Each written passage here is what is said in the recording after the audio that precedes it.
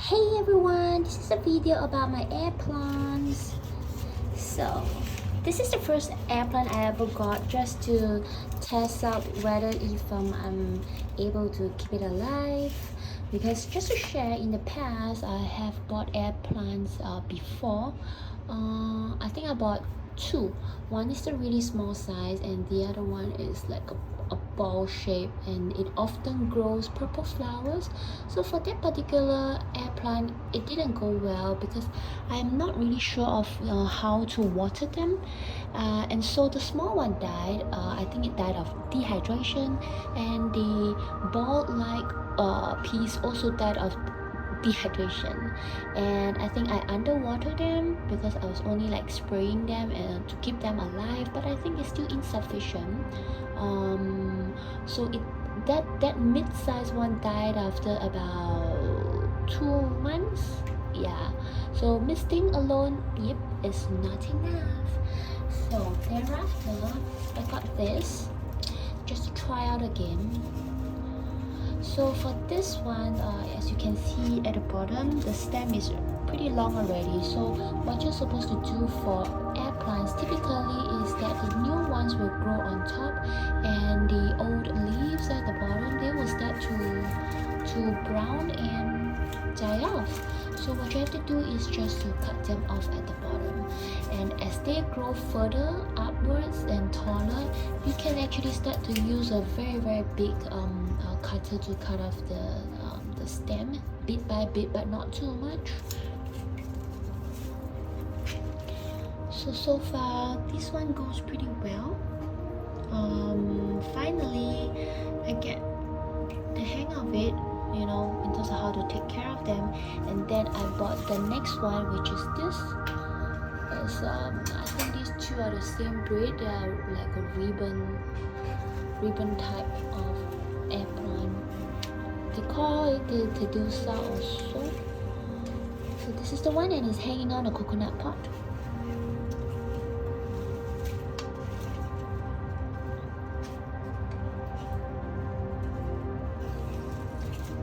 I think this is really nice because towards the end there's actually a natural curl to it, so it looks really beautiful, like a piece of art. When you hang it, it looks very nice even from all different angles. So one thing about air plant is you can't get them too close to any metal wiring because it will kill the leaf. So this is one of the damage caused by the metal hanger over here. So when it comes to contact with it, you know, it sort of like burn the leaf. And here we have one piece of yellowing leaf. So the same theory applies for this. You will have to take note of the old leaves at the bottom, and you will have to cut them off. So this is something that I can cut. This is another one. You know, sometimes it's really confusing whether if you're underwatering them or if it's because it's old.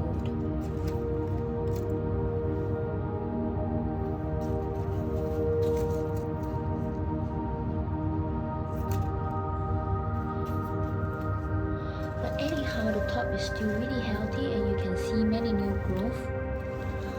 Week by week, it will just grow larger and taller, just like this one.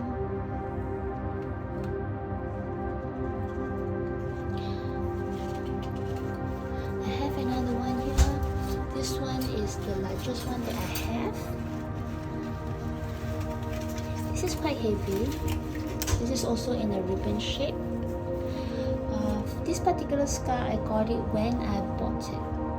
Same applies to this. And also try not to bang your air plant when you are trying to water them. Later I will demonstrate. So take a look at all these scars on this silvery leaf. They will be permanent. If you cause the scar, they're That's why they are called scars. They'll be there permanently until you get new growth on top. Then they will come out fresh and clean.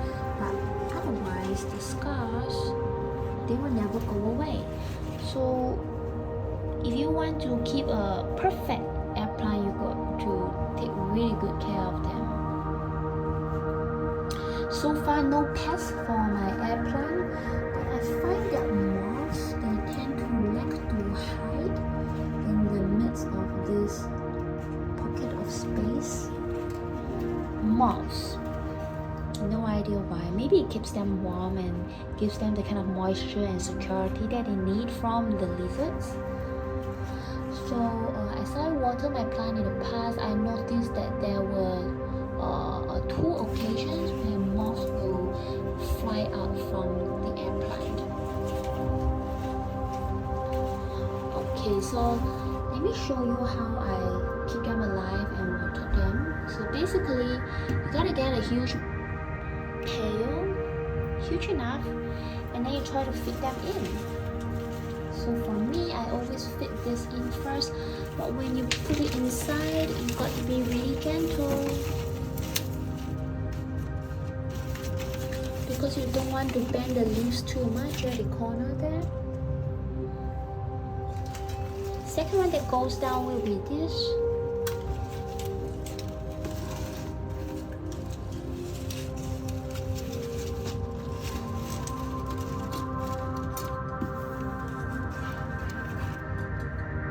And this will be the third one. This one is going down as well. So if you notice, the leaf for this particular one is very thin, so it gives more flexibility for bending. But this kind, you can't just leave them at the bottom, because all the weight that is going to go on top of them is going to press against those bottom leaf, and you're somehow going to bend them and damage them. So I'll normally leave this on top.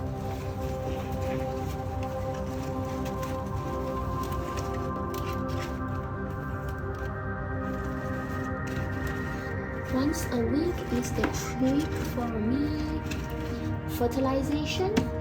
Not really. I don't really fertilize them. Do I miss them? I don't miss this, but I missed that and the one at the bottom, because this is always put indoors, and those 2 I put them at the balcony. Thereafter, I just take a shower.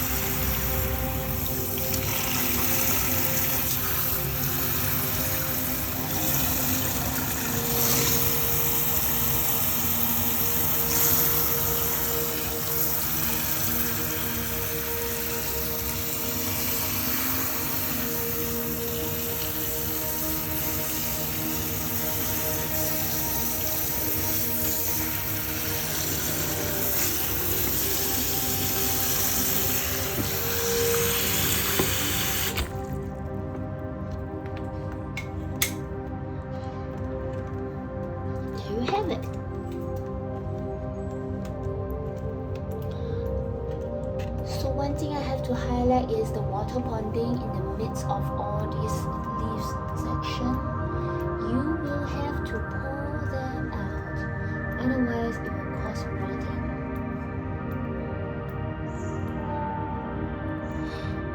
There are some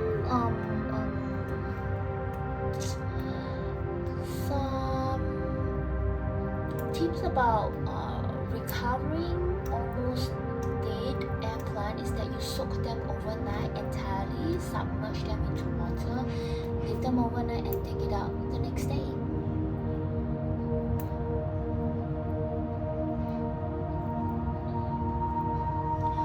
Okay, so how I do this soaking is probably I'll just leave them in for about half an hour, and then I will take them out like this, really gently.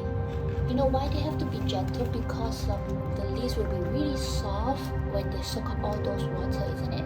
So you got to be really gentle when you take them out, in order not to, damage the leaves. Then after you do that, you shake out and pour away the water in all angles. So you pour it like this, and then this way, and you tilt it this way, and you tilt it this way. And how I do it is, after I tilt all the way around to make sure all the water comes out, I will leave them like this for a while. And then I go away, and then I come back again. I take it up and I shake them to make sure all the water is gone.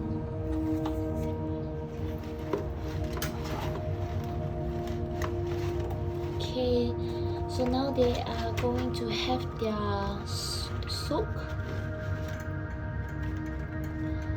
and I'm gonna go off. I'm gonna press this further inside, and here you go, guys. This is how I take care of my air plants.